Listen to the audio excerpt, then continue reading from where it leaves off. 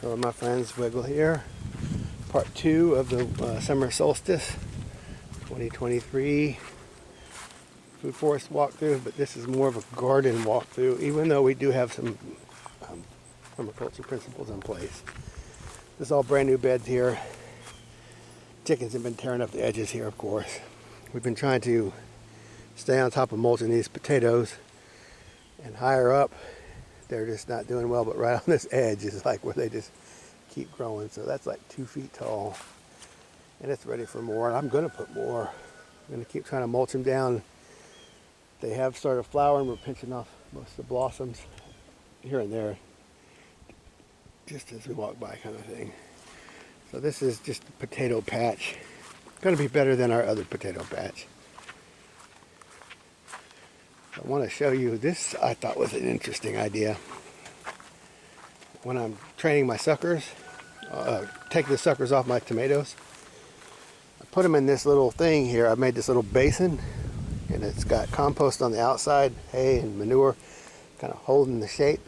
Then put pretty decent soil in there, and then I just stuck all the stems in there, kind of dug the ditch back, just kind of laid them in there, and then I watered it and pushed all the dirt in on top of them. That way I didn't have to plant every single one of them. I kind of just laid them in there and washed the dirt in on top. But then I keep this soaking wet. So it's equivalent. I'm trying to keep it close to like having just sitting in a glass of water or whatever. But there's hundreds of suckers in there because it was young plants.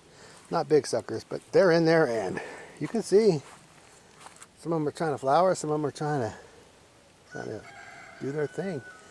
Not a lot of brown in there. There's a lot of wilts, but they're coming back up. This is the one thing I've been watering. All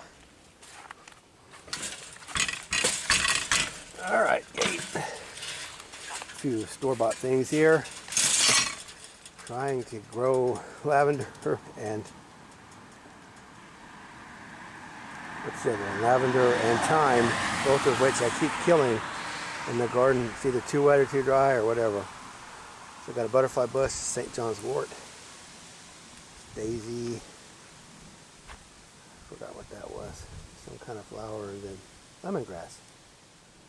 So I just recently got a bunch of mulch, and this is all freshly wood chips put down.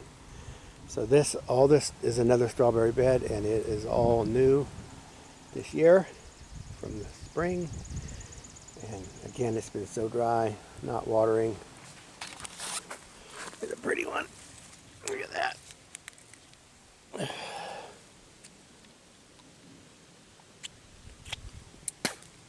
All right.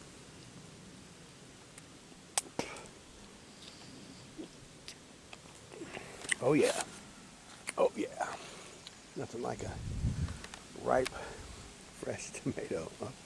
Strawberry. Duh. So this is all new beds. They're at least a foot tall.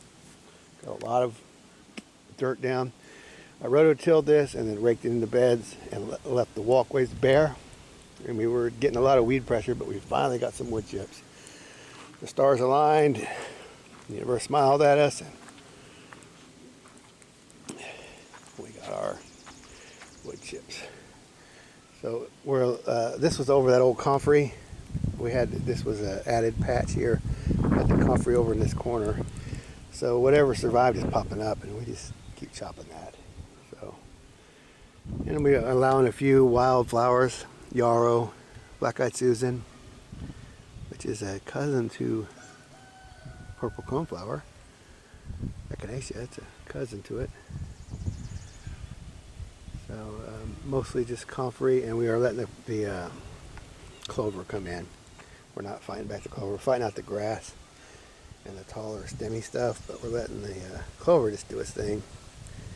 To include that wood sorrel there, that's also a legume, nitrogen fixer. So I'll show you this tunnel we're working on here. This is going to be for tomatoes. You know, the corral panel arch idea. But I wanted to use way less material. As far as the cattle panels are now $36 at Tractor Supply. We used to get them from local co-op for $20. So they've almost doubled in price. It's like, I'm not going to buy more. I'm going to try to use what I've got. Plus it leaves me open to the west, to the north and west, so we get some light in here on the back side. Plus I can walk into my rows. So this is the outside along the road, so that having that as a solid wall of stuff is fine. So they didn't grow here, but over here I got my Thrombosino, zucchini squash, vine squash. It's coming in right there. So it's got a solid stem. It resists the pest pressure much better than the others. So I'm going to train it up this part of the arch here. So every one of them, every little, by every post that we put in that squash. And along here, these are my overwintered tomatoes. Wimpy, never going to do that again. It's just not worth it. Bought nursery stock. Just the amount of time, it is so much easier. And you get better plants. Because I'm not doing a very good job of taking care of them in the greenhouse. It's my fault, but not my strength. I don't want to do that. I just would rather buy them and throw them up. So I have suckered these, and they're about halfway up the cattle panel. And as they grow, I will just kind of lay them over these. I'll tie them when I have to, but I'm just going to try to get them to go as far as I can get them to go. So that's 10 feet, 16. They got 16 feet to go before they're hanging over the last board there. So, I don't know, did I show you this? When you shake it, fairly sturdy. It is flexible, but I wouldn't go hanging from it or anything, but it is. I think it's going to hold everything just fine. So I got to finish on down that way, but I have until the tomatoes start getting up higher to really start worrying about it. So this whole section is a new section. This was more of a driveway through here, and there was a little panel. So all this is new up to where the end of those little metal arches are. So here's my borage. And again, here's more. I just threw the basil seed down. Got comfrey growing on the back side. We had taken this fence down and dug up the grass and mulched back down. Hopefully we have somewhat of a barrier to keep the grass out as we do this. So Swiss chard. I'll come back on the top and show you that other stuff. This is what's left of the spinach with a little bit of mango beet in there, fodder beet. This was a pretty new bed. I tried to do corn, radishes, and beans, and what happened is my corn seed was old and didn't come up. Apparently old corn seed is not very viable. I was surprised, but I got nothing. But I got radishes and beans in there, and that's it. So I will be redoing that, but for now at least we're not growing weeds. Here's my broccoli, and we kind of lost our trail there. It's growing in tight, so lots of little side shoots on the broccoli here.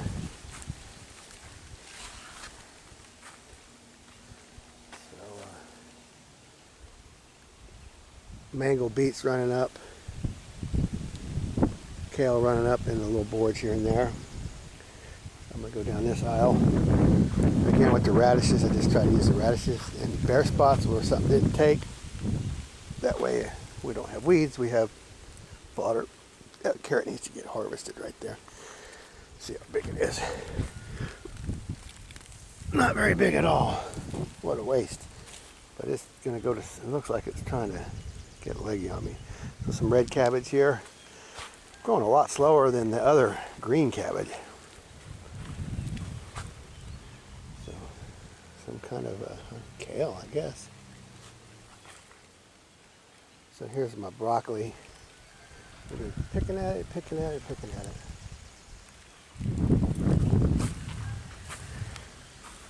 So interesting about these cabbages, I dug them up because they were too heavily seeded.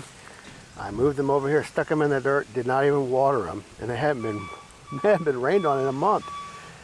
They hung on. Now they're getting rain and growing. Amazing. Another radish bed here. Again with the corn, it didn't work out. None of this, all of this here was, I threw corn in with it. None of the corn came up. Just old seed. So it's mostly radishes, but this has the benefit, it's potatoes. I wasn't really doing three sisters. I was trying to do corn, potatoes, and beans. The beans would be the nitrifying element. And the radish I just threw in on a whim just to help keep the weeds out. It's a good thing I did. We got no corn. So that's all of this. And this is freshly mulched all through here. So that's a bunch of, there's a few weeds in there, but mostly radishes. And we've been trying to get a handle on the potato patch here. Just so much wiregrass, Bermuda, or whatever that is. We're trying to put hay down and trying to put hit chips down. We're going to keep trying to keep this potato bed mulched. And we'll just see what we get out of it. I have a lot more hope for that other one. So it's all broccoli, obviously. Take a step over. Okay, now all this broccoli does have beets interplanted with it. And I think I worked beans through most of this later on, like bush beans, so I don't know if any of that will come up, but it's in there.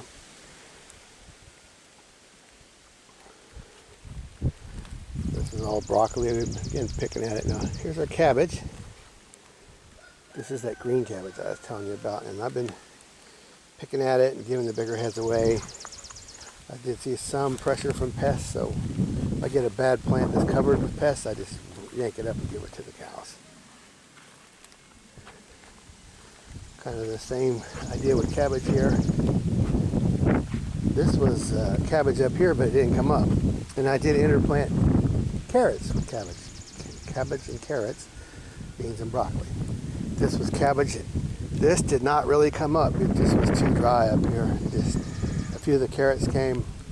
Got a radish there, but it was just too dry. We're at the very tippy top of the garden here, so looks like I have a lamb's quarter bed, but it's not on purpose. It's just the way it worked out.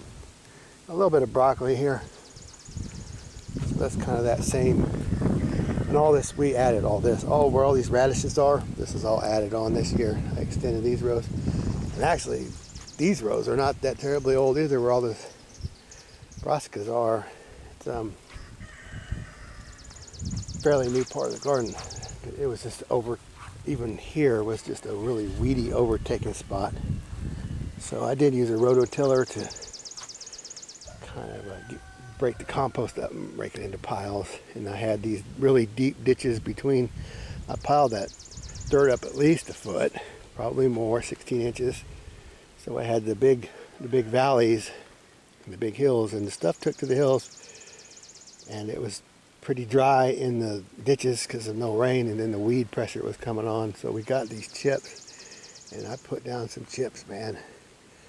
And the beds were way higher, and now I'm trying to get the walkways way higher and have the beds like more sunken where they'll hold more water. Because this is not really a swale thing. This is more like lots and lots of just good compost and good soil and wood chips. Just whatever, as much as I can. It's like a giant sponge. So it doesn't matter which way the rows run so much. I'll tell you, we don't have anything oozing out. We've been getting rain like crazy. So here is a new thing I'm trying. I got this shade cloth and stretched it between two low tunnels, and I put like 7 different varieties of lettuce in there, 7 or 8. And you can see them coming in. See that it's only been in a few days. Actually, when I knew we were getting rain, that's when I seeded it. So this had spinach in it. I yanked all the spinach out and raked it up a little bit, and then threw down a bunch of just broadcasted lettuce on top. Now this kale is actually still sweet. It's flowering. I've chopped it a whole bunch of times with the head shears, electric head shears, fed it to the cows. It's still edible, but it's obviously it's going on July almost, so it's time to perhaps do something different. But again, here's what's left of the spinach that needs to come out. Put something in here. The idea is to have something growing in here to help with the shade on this part of the bed. This is a really nice shade cloth with the grommets and all. Pretty affordable, like 35 bucks, 7 by 50. And I like this setup. Ridge beam to ridge beam, zip tie it. On the wind side, it's zip tied to every one. On the non-wind side, I just use some of these little straps to hold the bolt. So, and I've been feeding the cows a lot out of this garden. So you can see this pepper is not happy, that poor thing. It's so dry up here. It's a little cayenne pepper, and that dude is just, maybe I'll get some seed off of it. I almost didn't buy the thing. So these peppers have even been struggling to tell you how dry it is, but again, they're nursery stock. So you put them in and they need I did water them like twice, but that's it. And this one just didn't make it, and that's the way it goes. More chips. Oh yeah, guess what? Oh, hallelujah. Another thing of chips. Battery died on me. My mango beets have gone to seed. I planted them in like November, overwintered. And now they're going to seed. They're supposed to be a biennial. I think cold weather will start to really come down.